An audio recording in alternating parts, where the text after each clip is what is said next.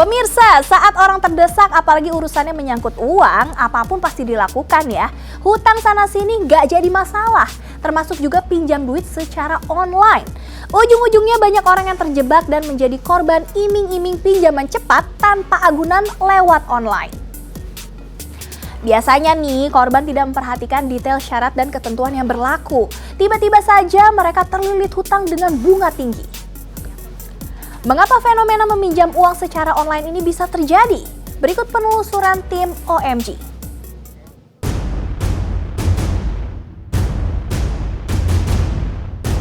Dasar ya Anda ya, banyak ngomong, saya konfirmasi baik-baik dari awal.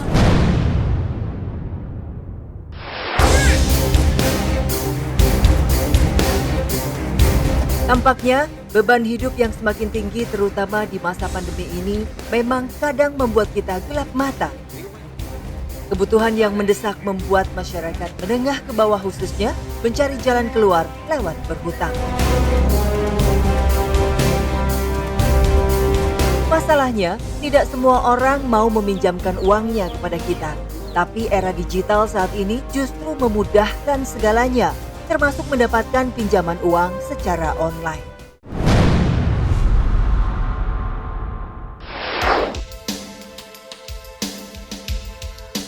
Belakangan ini memang banyak sekali penyedia jasa pinjaman online yang menawarkan solusi untuk setiap kebutuhan. Dan siapapun bisa mendapatkan pinjaman asalkan memenuhi syarat yang diajukan.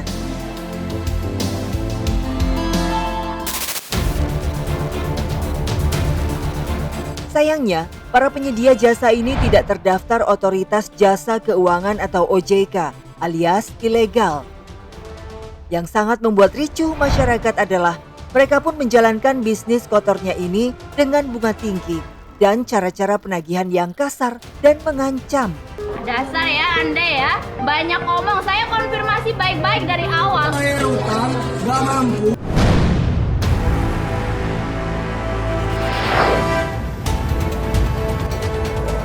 Sudah banyak penggerebekan yang dilakukan polisi, namun kemudahan teknologi membuat penyedia jasa pinjaman online alias pinjol ilegal ini tetap menjamur. Ya, yang namanya pinjol tampaknya mati satu, tumbuh 1000. Seperti penyedia jasa pinjol di Penjaringan, Jakarta Utara ini.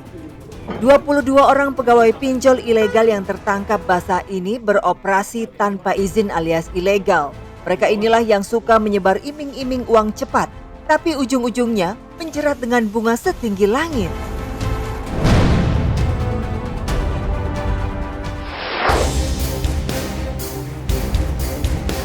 Pinjol ilegal ini bukan cuma mengoperasikan satu aplikasi saja, tapi ada 4, yakni Doku, Kotak Online, Dana Kilat, dan Kredito.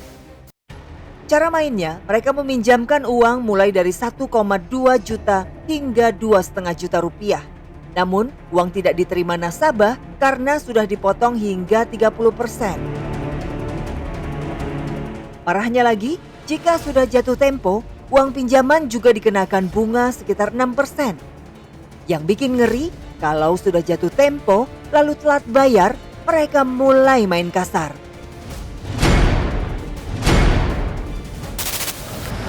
Penagihan secara paksa berupa pemerasan, pengancaman, atau menyebarkan ancaman kepada nomor-nomor telepon yang mungkin sudah diberikan dan sudah didata oleh sindikat ini.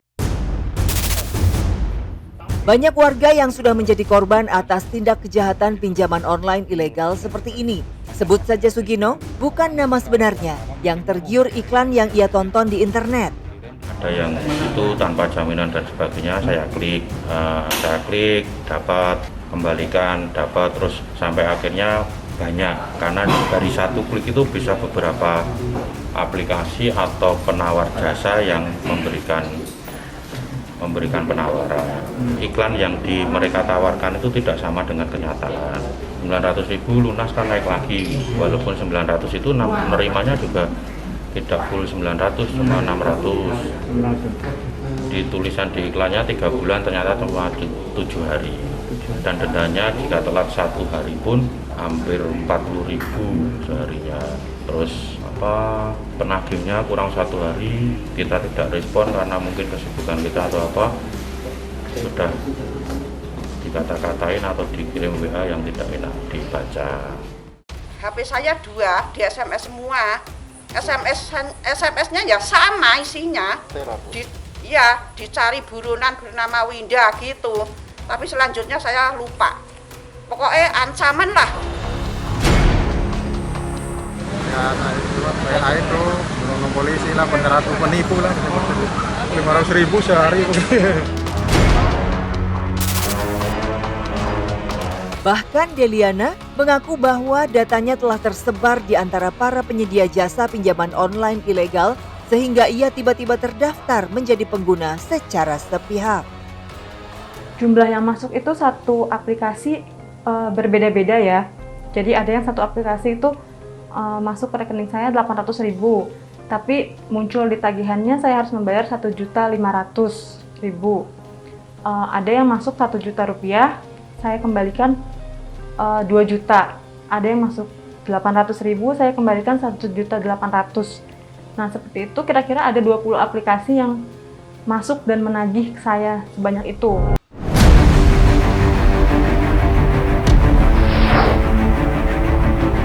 Tim OMG mencoba mencari tahu mengapa kini banyak masyarakat yang mudah terjerat oleh pinjaman online alias pinjol ini. Ada 3K kalau menurut hemat saya yang mendorongnya. Yang pertama memang kebutuhan ekonomi. Lalu memang si pinjol ilegal ini menawarkannya dengan mudah. Yang kedua adalah kerenggangan sosial. Kita kemudian lebih memilih untuk meminjam dari institusi-institusi yang sayangnya tidak semuanya legal. Nah yang ketiga, ini yang juga banyak terjadi karena kecanduan. Karena ingin mencoba peruntungan di tengah ekonomi yang sulit, kemudian ikutan judi online. Selain itu, sifat konsumtif manusia masa kini semakin diperparah media sosial yang membuat seseorang kerap membandingkan dirinya dengan orang lain. Padahal data menunjukkan bahwa dunia media sosial itu justru banyak menampilkan kepalsuan saat memamerkan kemewahan, kebahagiaan, maupun keindahan.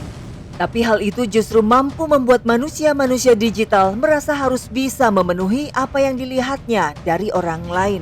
Dan ujung-ujungnya terjerat pinjol ilegal. Lalu bagaimana dengan pendapat masyarakat tentang pinjaman online ini? Wah, kalau menurut saya pinjaman online itu jangan deh bikin orang kebelit utang. Bunganya nggak sesuai bang sama pinjamannya. Kita nyari duit zaman corona gini kan lagi sulit, lagi susah ya kan. Buat dapat makan sehari-hari aja udah bersyukur. Ditimpa lagi sama bebannya bunganya dia gede banget daripada pinjamannya. Mendingan nggak usah dah bang. Sebenarnya sih sedikit membantu kalau misalkan itu diawasi dengan OJK. Kecuali kalau yang tidak diawasi itu baru biasanya kayak suka ngelilitin gitu. Kayak bunganya yang terlalu besar jadinya. Bagusnya sih yang diawasi aja oleh OJK yang tetap beroperasi gitu. Mendingan jangan dah jauh-jauhin yang kayak gitu ya, soalnya merugikan juga sih.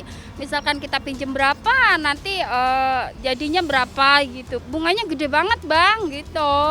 Nggak usah dah, kalau nggak butuh-butuh banget mah mendingan nggak usah. Nelponinnya katanya sih yang udah teman-teman saya itu kasar atau gimana gitu, kayak ngancem atau gimana gitu ah.